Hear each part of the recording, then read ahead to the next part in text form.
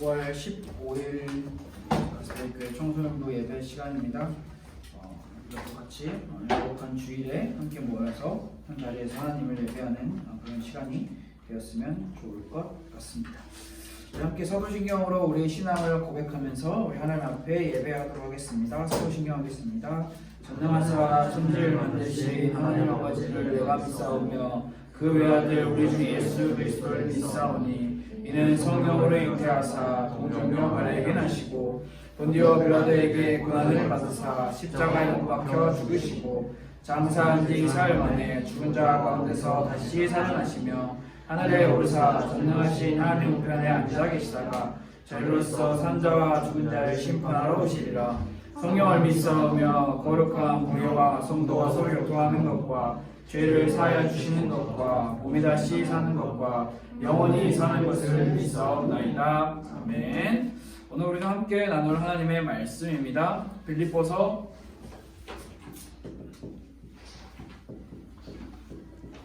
2장 6절에서 8절 말씀을 함께 보겠습니다.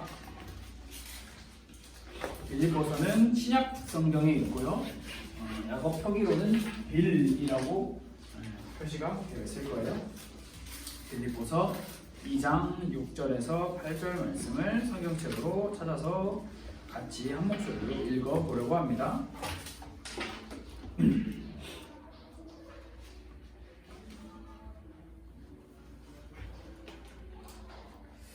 빌립보서 2장 6절에서 8절 말씀 다 찾았으면 우리 한 목소리로 한번 읽어볼까요? 시작! 그는 근본 하나님의 본체시나 하나님과 동등됨을 취할 것으로 여기지 아니하시고 오히려 자기를 비워 종의 형체를 가지사 사람들과 같이 되셨고 사람의 모양으로 나타나사 자기를 낮추시고 죽기까지 복종하셨으니 곧 십자가에 죽으심이라. 아멘. 오늘 빌립보서 2장 6절부터 8절 말씀을 우리가 함께 방금 읽었는데 이 말씀을 통해서 오늘 나눌 말씀이 무엇이겠다라고 조금은 우리가 추측 예측이 가능하죠. 우리가 함께 나눌 오늘 말씀은 완전한 인간, 완전한 하나님이라고 하는 말씀 제목으로 함께 말씀을 나누겠습니다. 자, 완전한 인간, 완전한 하나님이라는 제목을 보고 오늘 두 사람의 이야기를 할 건가 보다 라고 생각하면 틀린 거고요. 한 분의 이야기, 한 명의 이야기를 할 것입니다. 완전한 인간, 완전한 하나님에 대해서 함께 말씀을 나눠봅시다. 자, 우리가 항상 말씀을 시작할 때 항상 점검하고 가는 부분이 있습니다. 우리의 신앙생활, 우리가 지금 신앙생활을 하고 있죠. 근데 우리가 착각을 하는 부분이 있을 수 있는데 이 신앙생활이라고 하는 게 가정, 교회, 학교가 다 따로라고 생각을 하고 우리는 보통 살잖아요. 그래서 예수님을 믿는 청소년이라고 하면 보통 예수님을 믿는 청소년이다라고 하면 3명이에요. 한 명이 3명이에요. 마치 삼위일체 같은 느낌으로다가 3명이에요. 가정에서의 나 모습 다르고 교회에서의 나 모습 다르고 학교에서의 나 모습 달라요. 그런데 제가 볼 때 우리 자스per교회 청소년 친구들은 가정과 교회가 학교는 제가 안 가봐서 모르겠지만 가정과 교회는 비슷하지 않을까 생각을 해요. 몇 번 가정을 가서 만나보거나 이야기를 해보면. 근데 우리가 제가 신앙생활이라는 것을 이야기를 하려고 하는 건데 신앙생활이라는 것은 교회에만 해당되는 게 아니에요. 교회, 가정, 학교 모든 것을 다 하나로 생각을 하는 게 신앙생활이에요. 그래서 우리가 올바른 신앙생활을 할 때 있어서 그것에 대한 기준과 근거를 우리는 분명하게 찾아야 한다라고 우리는 생각을 했죠. 네, 겁나 시끄럽네요. 왜 시끄럽죠? 저기가 문을 열어와서 그런 것 같아요. 어쩔 수 없어요. 우리가 머릿수가 작아서.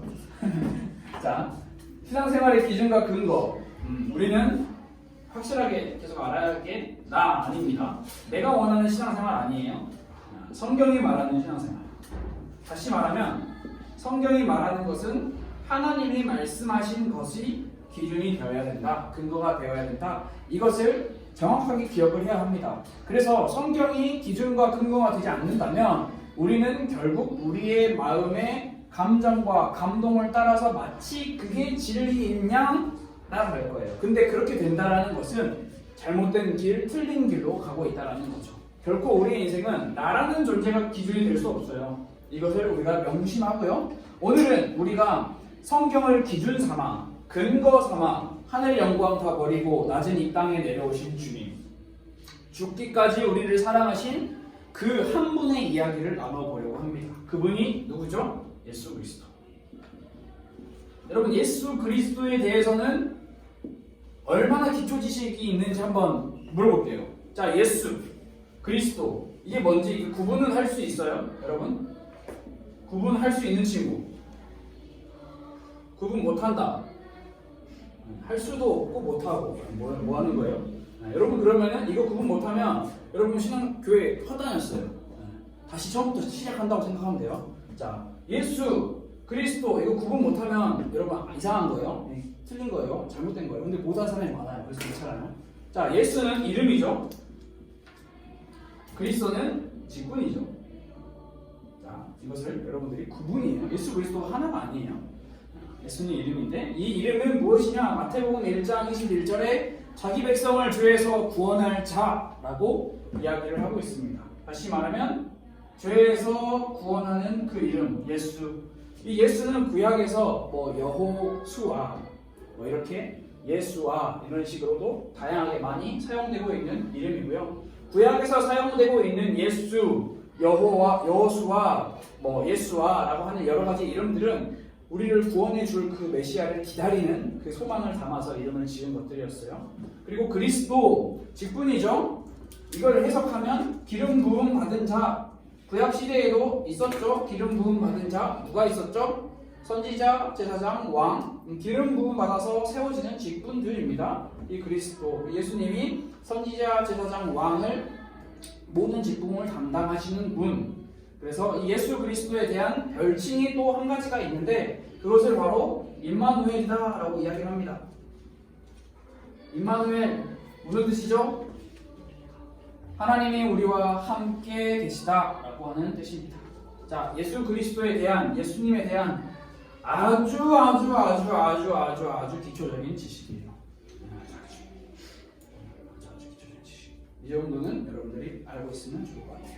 오늘은 이 예수 그리스도라고 하는 분의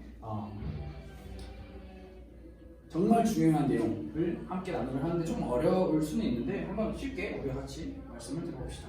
자, 이게 포인트입니다. 인간이자 하나님이 예수님.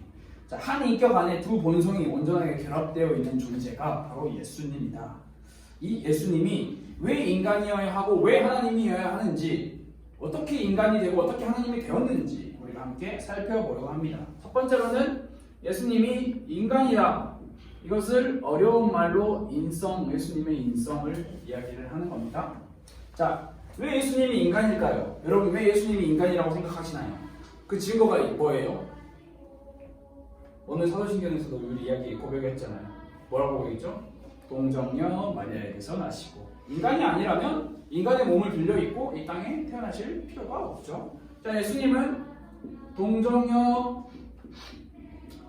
마리아의 몸을 입고 태어나셨습니다. 그런데 그냥 일반 다른 아기들과 똑같이 동정녀의 마리아에게서 탄생하신 게 아니죠. 성경은 예수님께서 육신의 아버지가 없이 있는데, 요셉이라고 하는 인물이 있는데, 성경이 분명하게 이야기를 하는 것은 뭐냐면 성령이 동정녀 마리아에게 그 예수를 잉태하게 하였다, 그 속에 있게 하였다라고 기적적인 역사를 이야기합니다. 그래서 예수의 어머니 마리아에게 성령의 역사하심으로 예수님이 잉태되신 거죠. 이것을 보고 동정녀 탄생이다라고 이야기합니다. 그래서 천주교에서는, 예전에도 이야기를 했는데, 천주교에서는 동정녀 마리아가 더 우선시되죠. 그런데 우리 기독교에서는 동정녀 마리아가 아닌 예수님이 더 우선시 되고 있습니다. 자, 이 동정녀 탄생은 의학적으로, 과학적으로, 생물학적으로, 물리학적으로 많은 논란과 이슈가 되었어요. 어떻게 남자와 여자가 관계를 맺지 않고 아이가 탄생할 수 있느냐? 그것은 불가능하다. 논란이고 이슈가 되었습니다. 앞으로도 계속 논란이 되고 이슈가 될 거예요. 어떻게 그럴 수 있냐? 말이 되지 않는다. 증명해봐라. 허구다, 상상이다, 거짓이다. 여러분은 동정녀 탄생에 대해서 뭐라고 이야기를 해요? 친구들이 야, 예수는 동정녀 탄생했다 하는데 그게 말이 되냐? 과학적으로 복원 시간에 배우잖아. 상식적으로 말이 안 되잖아. 뭐라고 이야기할래요? 여러분은 성경의 기준 삼고 성경의 근거 삼아서 우리는 이야기를 할 수 있어야 하는데, 자, 쉽게 생각해 봅시다. 예수님께서가 아니라 하나님께서는 예수님을 왜 보내셨냐? 죄에서 자기 백성들을 죄에서 구원하기 위하여서 예수님을 보내셨다라고 이름에서 설명을 하고 있죠. 그렇다면 우리는 구원이라고 하는 그 관점으로 예수님의 동정녀 마리아의 탄생을 주목해봐야 하는데요. 이 동정녀 마리아를 통한 탄생, 즉 다른 거 다 필요 없고 구원을 위한 것을 개념으로 생각을 하면 구원, 누구의 소관이죠? 인간의 소관인가요? 아니죠. 하나님의 것이고 하나님의 계산이고 하나님의 논리에 입각한 구원. 다시 말해서 동정녀 마리아의 탄생, 인간의 이해와 논리, 계산으로 온전하게 이해할 수 있다? 이해할 수 없다. 불가능하다. 불가해하다. 전적으로 오직 하나님의 능력이고 하나님의 일이기 때문에 하나님의 계획하심 속에서 일어난 거기 때문에 우리는 성경이 증거하고 있는 딱 그 정도에서 우리의 지식과 지혜의 선을 딱 그어야 돼. 그 이상을 넘어가려고 한다는 것은 거기서부터 새로운 교만과 오만과 자만이 시작되는 거예요. 그래서 동정녀 탄생이 불가능하다라고 이야기하는 사람들은 뭐라고 이야기하는 거냐? 궁극적으로 하나님 불가능하다라고 하는 이야기예요. 그러나 우리는 확실한 신앙을 가지고 있고 믿음을 가지고 있어야 하는 게 무엇이냐? 하나님께는 동정녀 탄생이 불가능한 것이 아니다라는 믿음을 우리는 가져야 되죠. 동정녀 탄생은 신비로운 사건이에요. 놀라운 사건이에요. 하나님이 자기 백성을 죄에서 구원하시기 위하여 계획하신 하나님의 일이라는 거죠. 두 번째로 예수님은 인간이셨는데 그 인간임을 증명하는 것들이 성경에 정말 많이 등장하고 있어요. 다시 말해서 육신적인 제한, 육신적인 어려움들이 있었다. 어떤 어려움과 제한이 있었냐? 예수님께서는 우리와 똑같은 육신을 가지셨어요. 다른 아기들처럼 태어나셨고 소년기를 거쳐 장년이 되셨고 로마가 지배하는 팔레스타인에서 실제로 태어나셨죠.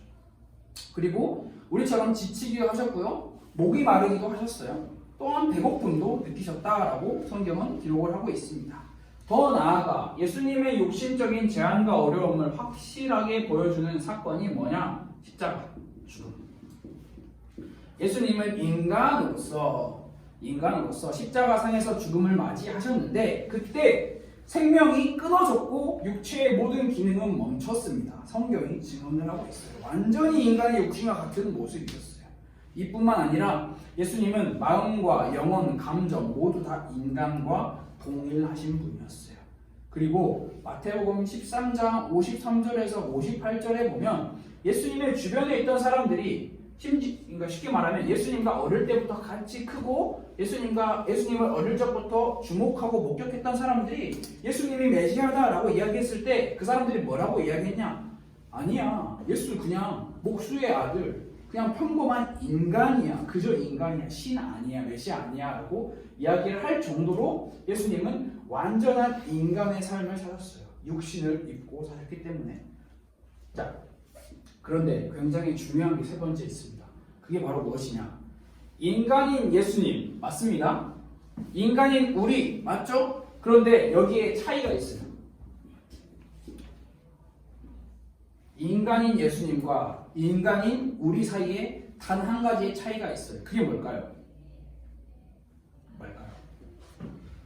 예수님은 죄가 없어요. 무죄. 우리는 모두 다 죄가 있죠. 유죄죠. 그러나 예수님은 죄가 없어요.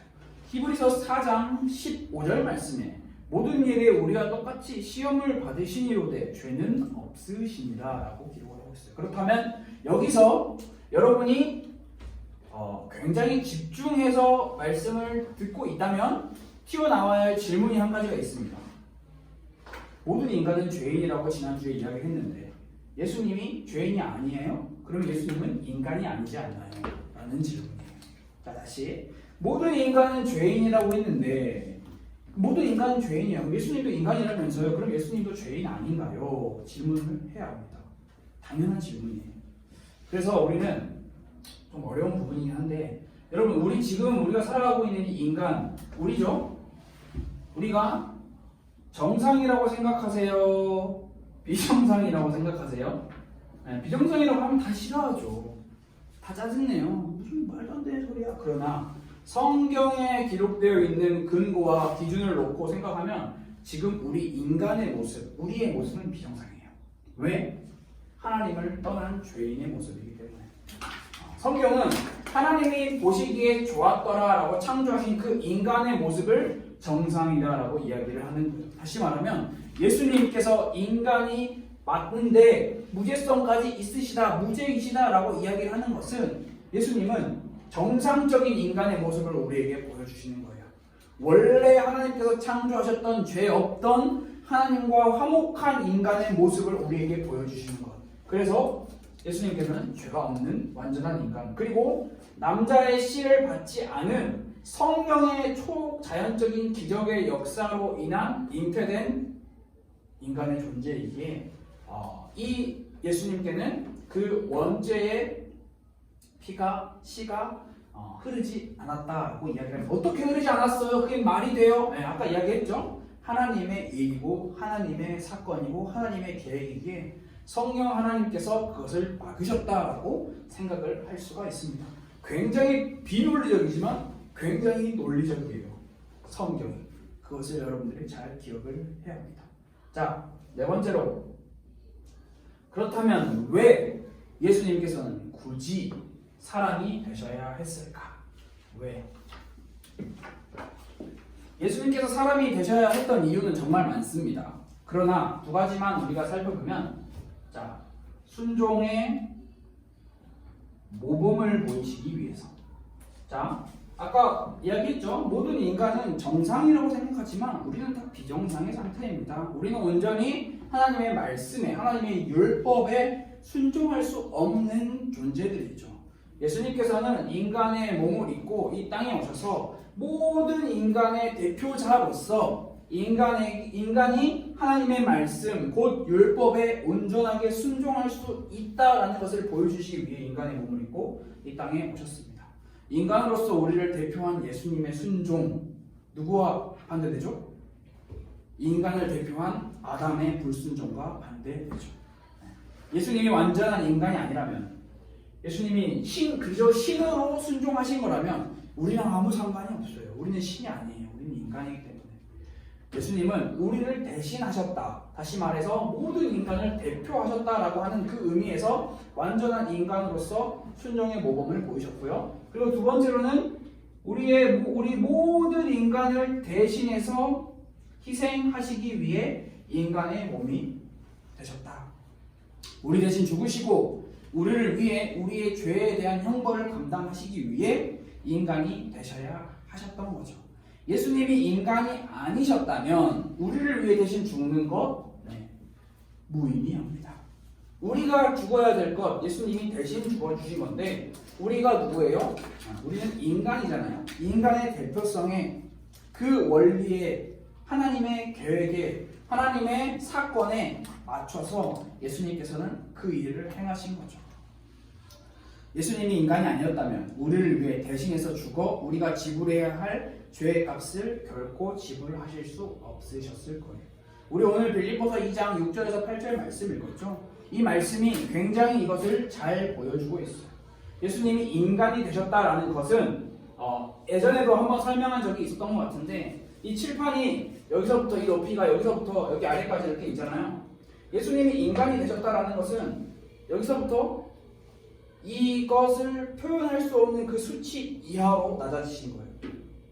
다시 말하면 온전한 겸손과 온전한 순종을 보여주신 건데 우리는 조금 막 그러잖아요. 내가 막 잘 살고 있을 때 남들에게 베풀고 남들에게 기부하고 뭐 내가 한 500만 원이 있는데 여기서 한 100만 원씩 이렇게 사람들 나눠주고 이러면 내가 낮아지는 거야. 내 걸 좀 포기하겠습니다. 연예인들 자숙하겠습니다 이러잖아요. 사고 쳐놓고 내가 낮아지겠습니다. 겸손히 봉사하겠습니다 이러는데 그것을 예수님과 비교할 수가 없어요. 왜냐하면 하나님이신 예수님께서 인간이 되셨다는 것은 우리가 어떤 수치, 수학적인 수치로도 표현이 안 돼요.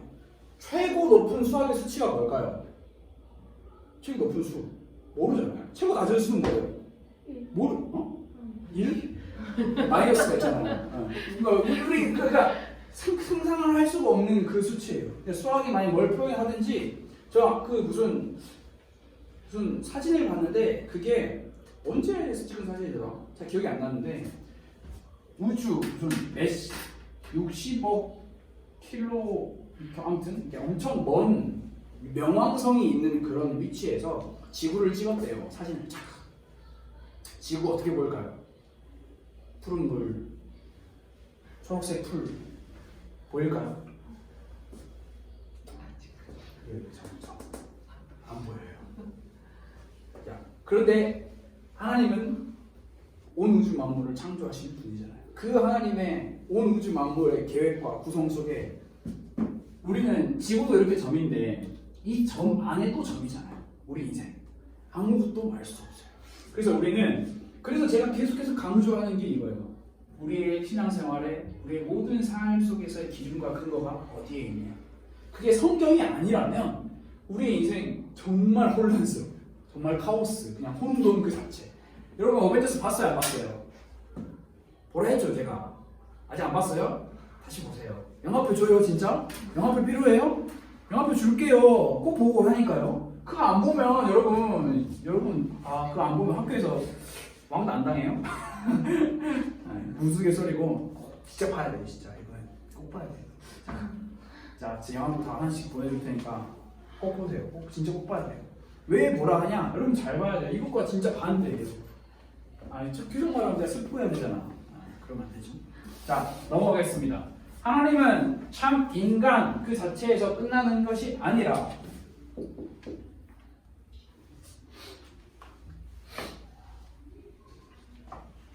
신, 곧 하나님이셨습니다. 성경의 많은 곳이 예수님이 하나님이심을 증거합니다. 먼저 성경에 나타난 단어의 사용을 통해서도 알 수 있어요. 예수님을 향해서 하나님이라고 기록해 놓는 성경도 정말 많고요. 또 예수님을 향해서 주님 혹은 주라고 기록해 놓은 성경도 정말 많아요. 그런데 이 주님, 주라고 하는 단어를 우리가 생각을 해볼 때 이것은 원래 여호와 하나님을 가리키는 표현이에요. 다시 말하면 유대인들 이것을 그 야훼라고 이야기를 하죠. 이게 주님이라고 하는 건데요. 하나님 한 분 외에는 다른 사람에게 쓸 수 없는 표현, 주. 로마 사람들은 이것을 황제에게 썼죠. 황제, 우리의 주 황제 이렇게 썼는데 이게 구약 성경의 기록에 근거하면 하나님에게만 주님이라는 말을 쓸 수 있는데 성경은 예수님을 향해서도 주, 구주, 주님이라고 하는 단어를 쓰고 있어요. 다시 말하면 예수님이 곧 하나님이다라는 것을 증명하고 있죠. 그리고 다양한 기록들이 또 있습니다. 예수님께서 직접 하셨던 말씀들이 많이 있죠. 나는 영원히 존재하는 존재다. 또 예수님께서 보여주셨던 수많은 기적들과 이적들, 이 땅에 계시면서 보여주셨던 거 많죠. 안진뱅이를 일으키시고 그런 기적들은 인간이 할 수 있는 게 아니었어요. 하나님만 하실 수 있는 거였어요. 그리고 또 중요한 게 죄 용서의 권세, 하나님만 가질 수 있는 권세. 그러면 예수님께서 죄를 용서하셨죠. 그리고 모든 것을 아시고 계시는 전지하신 능력들. 예수님께서는 모든 걸 알고 계셨습니다. 또 정말 중요한 거 예배 받으실 대상이 되셨어요. 예배는 하나님 한 분만 받으실 수 있는 건데 예수님도 예배 받으실 대상이 되셨어요. 그 말은 예수님이 곧 하나님이셨다라는 것을 증명하고 있는 거죠. 성경이. 그렇다면 왜 예수님은 하나님이셔야 했을까? 자, 이건 굉장히 이건 좀 쉬워요. 생각할 때. 만약에 여러분, 하나님이 아니라면, 하나님을 믿는 모든 자들의 죄, 누가 해결할 수 있을까요? 누가 그 값을 지불할 수 있을까요? 하나님과의 관계가, 그러니까 우리가 계속 지금 설명을 하고 이야기를 하고 있는 게 기준이 내가 아니에요. 하나님이에요. 하나님이 절대 기준, 유일한 변하지 않는 기준이기에 우리는 나라는 사람을 기준으로 놓고 보면 이해 안 되는 것도 많고 생각해야 될 것도 많고 이게 논리적으로 풀어내야 될 것도 굉장히 많은데 하나님이라고 하는 존재가 우리의 삶의 모든 기준이라면 하나님의 마음, 하나님의 기준에서 시선에서 생각을 해보면 우리는 굉장히 모든 게 쉽게 풀린다는 거죠. 자, 잘 들어보세요. 영원하신 하나님만이 하나님을 믿는 모든 자들의 죄를 위한 죄값을 지불할 수 있고 하나님만이 구원하실 수 있기에 예수님은 하나님이 되셔야 했다. 그리고 완전한 하나님만이 죽음을 이기고 하나님께로 우리를 인도할 수 있다. 하나님이 아닌 그 누구도 우리를 하나님께 인도할 수 없어요. 왜? 모든 인간은 비정상, 죄인이기 때문에. 하나님은 이게 비정상이라 하니까 좀 기분이 나쁘고 이상할 수도 있는데 죄를 가진 존재와 함께 할 수 없는 완전한 거룩한 존재이시기에. 그래서 우리의 대속물이 되시기 위해서 예수님은 완전한 인간이 되셔야 하셨고요. 그러나 완전한 순종과 고난을 위해서 그리고 그 하나님의 마음, 하나님의 뜻이 뭐예요? 자기 백성을 죄에서 구원하기 위한 그 뜻을 온전히 이루기 위해서는 구원하기 위해서는 완전한 하나님이 되셔야 했다라는 것. 그래서 우리는 예수님에 대해서 기억을 할 수 있습니다. 인간, 하나님, 어려운 말이지만 한 인격 안에 두 본성이 온전하게 결합되어 있는 존재, 예수님밖에 없어요. 근데 이게 역사적으로 굉장히 논란이 이슈가 많았어요. 인간이다, 하나님 아니다, 하나님이다, 인간 아니다. 굉장히 많은 논란과 이슈가 있었어요. 아마 우리가 살아갈 오늘날 현대 사회, 앞으로 여러분이 살아갈 미래 사회에 더 심각해지고 더 짙어질 거예요. 현대 이성적이고 과학적인 사람들은 예수 그리스도가 완전한 인간이면서 동시에 완전한 하나님이었다는 사실을 믿기가 너무나 어려울 거예요. 인간의 몸을 입으신 하나님을 표현하는 단어가 성육신이라고 하는 단어잖아요. 성육신. 이 성육신, 이거를 보고 뭐라고 이야기하냐? 기독교 신앙을 가진 사람들에게 신앙심을 키우는 데 있어서 도움은 되겠지, 성육신 신앙을 믿으면. 그런데 이걸 믿으면서 신앙생활 할 수 없어. 왜? 이해할 수 없는 비논리적인 이야기, 비과학적인 이야기이기 때문에. 아니, 어떻게 하나님이 인간이 되냐? 그냥 원래 인간이었던 거 아니냐? 그리고 하나님이 어떻게 인간이 되냐? 그냥 하나님인데 인간처럼 보이는 그냥 환상 그 정도 아니었냐? 이야기를 하는 거예요. 여러분, 이것은 정말 우리가 많이 고민을 할수록, 우리의 기준으로서 고민을 할수록 이해할 수 없는 완전한 역설이죠. 인간은 결코 온전히 이해할 수 없는 인간과 하나님의 두 본성, 한 인격. 그럼 이게 따로따로가 아니에요. 이게 인간 따로, 하나님 따로가 아니고 이게 하나예요. 하나. 한 존재를 이야기하는 거예요. 그래서 이 성육신의 사건은 성경에서 등장하는 모든 사건들 중에 가장 놀라운 사건이에요. 자, 여러분, 한번 투표를 해봅시다. 제가 먼저 정답을 말해버렸는데, 자, 첫 번째,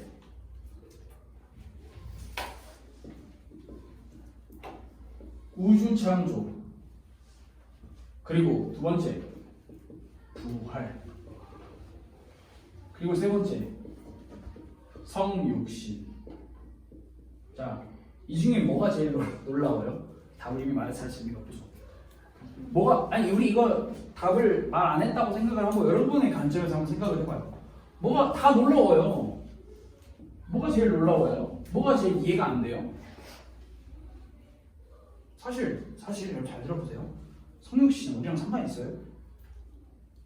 우리 상관없잖아요. 창조 우리랑 상관 있어요? 왜? 아니 우리 이미 다 만들어진 데 살고 있잖아요.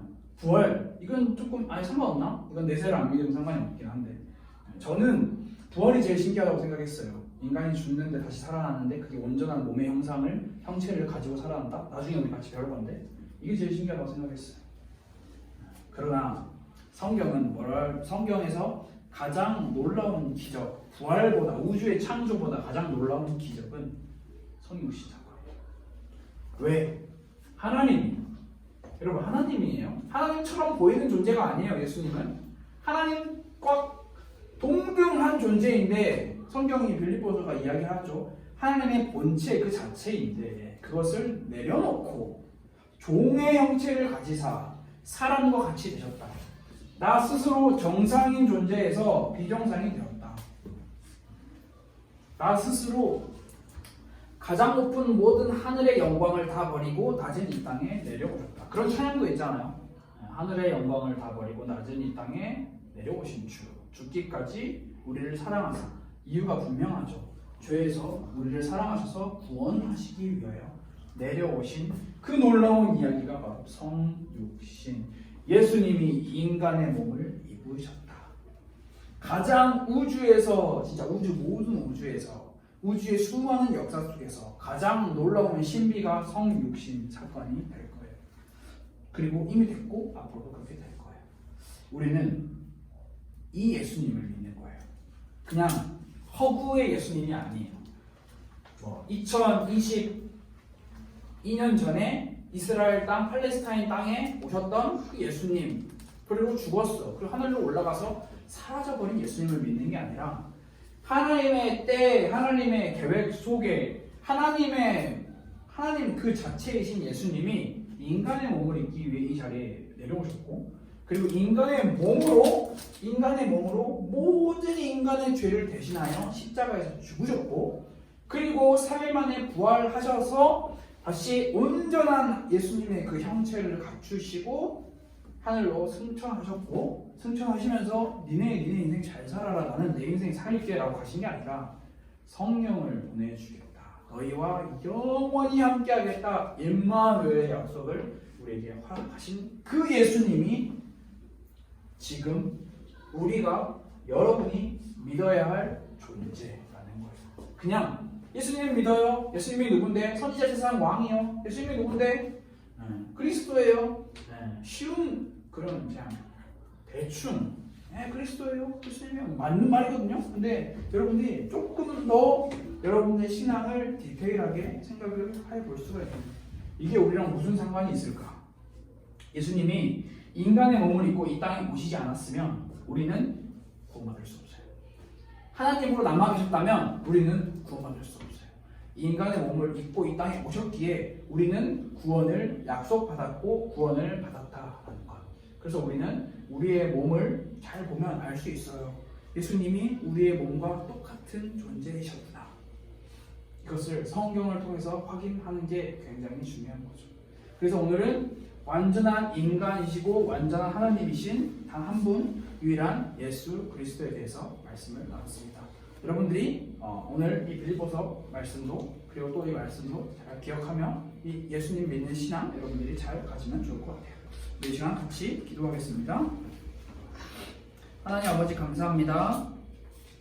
하늘의 영광을 다 버리고 낮은 이 땅에 내려오셔서 죽기까지 우리를 사랑하신 그 예수님, 온전한 하나님이신 그분이 온전한 인간으로서 이 땅에 우리를 사랑하셔서 오신 그 성육신의 사건, 하나님 우리가 그것을 믿고 그것을 믿는 믿음으로 우리의 삶 가운데서 온전한 신앙생활을 이루어갈 수 있도록 하나님의 도우심을 따라 온전한 신앙생활을 해나갈 수 있도록 주님 우리를 도와주옵소서. 우리 가스펠교회 모든 청소년부 친구들의 삶 가운데서 모든 가정과 학교와 모든 교회 생활 가운데서 예수 그리스도에 대한 그 온전한 믿음이 회복될 수 있도록 주님 인도해 주세요. 살아계신 예수 그리스도 이름으로 기도드렸습니다.